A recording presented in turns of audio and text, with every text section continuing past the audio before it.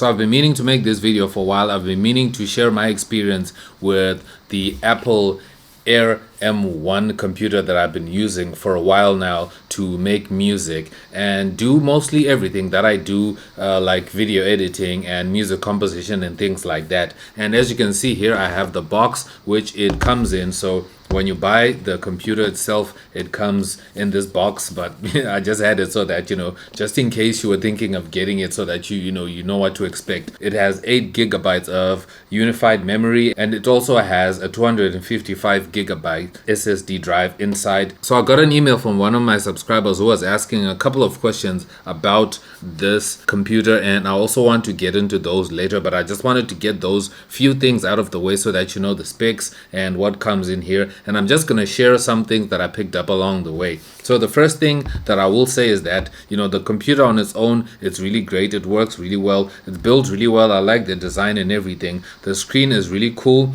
And this is a 13-inch screen, but it's not so big, but it's hella bright. Like, it's really, really bright. Like, for anything that you want to do, it is bright. If you're outside, you can still see, although I would have wished it to be maybe a tad bit brighter. It would have been, even much better. But I'm sure like the Pro models are way brighter than this one. But this actually works fine in like broad daylight. It works totally fine. So if you're gonna travel and things like that, it is a very light computer. You can literally see how thin it is. It's super portable. You can easily just pick it up and put it in any kind of carry bag you have, and then you're good to go. And then when it comes to ports, it doesn't have a lot of ports like you can see on the side here. It doesn't really have a lot of ports. That's something that I had to figure out when it comes to these computers. That's where you'll need something like this. You'll need an adapter so that you can connect all your USB stuff. So for me, I got this 7-in-1, so I can be able to connect different things like USBs, and also connect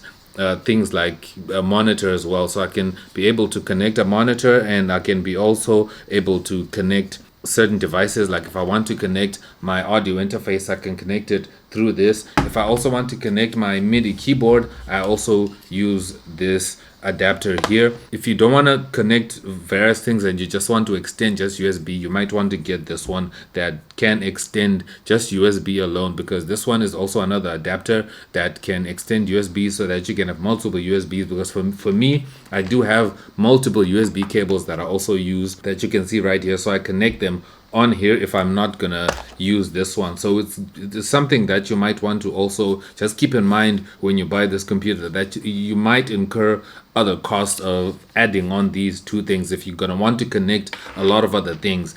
Unless if you're just going to use the laptop itself without having to connect anything else, then I'm sure you're definitely going to be fine. But as I said, the screen is not the most largest screen ever. So it means you might need to connect the computer to like an extra monitor, which is something that I also did. So I just made sure that I connected it using this, and then I just did that. And then I also have USBs here, and then I also connect like SD cards from the camera I'm filming with also here, because it doesn't have anywhere you can plug in SD cards. But if you're a music producer, SD cards might not really matter. But if you want to connect things like MIDI keyboards and audio interfaces and things like that, then you definitely might struggle with ports. You might need an adapter, but you have two choices. You have this one that just goes to USB, or you can have a 7-in-1 adapter that you might want to get. So those are the few things I just wanted to point out first and foremost after you get this laptop. So now let's talk about performance, right? So the laptop performs really well. The CPU inside is an M1 chip. The M1 chip is really powerful. Like for an almost 3-year-old computer, the M1 chip is still very, very powerful for the stuff, especially the stuff that we do, especially if you're starting out, in music production, like especially if you're using CPU intensive plugins and softwares and things like that. The M1 chip, I'm sure, will definitely be able to handle that kind of workload, unless if you are doing way more. Like if you're now on the pro level, then you might think of getting to the more newer versions, because I know they have now the M2, and they're gonna probably go up and up, like M2 like M3, M4, M5 and things like that, depending on what time you're watching this video. So that's when you might want to, just look at that and move away from the M1 if it's not really as powerful enough for you. The next thing is the RAM. The RAM is not really a lot. If you're gonna be doing a lot of sampling and you're gonna be doing a lot of stuff, you can easily fill up the RAM in this computer because it's only 8 gigabytes. So you can easily fill it up. So you might want a computer that has maybe 16 gigabytes if you want to do stuff that that will need more RAM. But I haven't had problems with RAM so far just by using the 8 gigabytes itself. I really haven't had any problems as of yet because I really have a lot of windows open, like a lot of programs open at the same time while I'm using this computer. Mostly if I'm producing, I just have the one software open. And when it comes to the relationship between the CPU and the RAM itself, you can see just like right now as I load Logic Pro, you can see how quickly it opens. It opens really quickly. I can actually load up like a project right here and just look at how quickly it loads. There, it loaded the full project. It loaded nice and quick. So it actually loads really quickly, but I guess because also Logic Pro is optimized for Apple, I've also tried other DAWs like Ableton as well, and they work really well on this laptop. So you won't have a problem when it comes to just performance if you want to get this. Another thing you might run into problems is the hard disk space. As I said, it's got 265 gigs on it, so you might run into problems if you're going to be loading samples and things like that,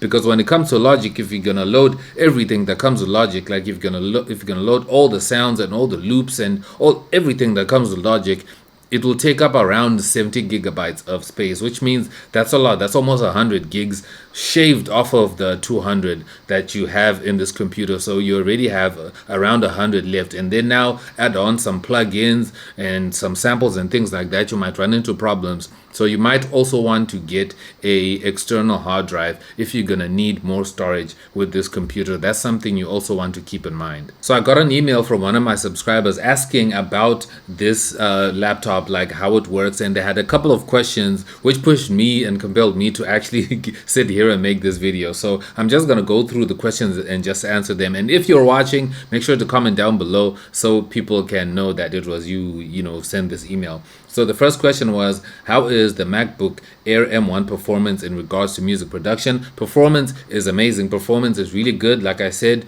the CPU is really powerful. You can run really big plugins on it. You can definitely run them. When it comes to RAM, you can run multiple windows open at the same time, but it just depends what kind of workload you're gonna be doing when it comes to music production.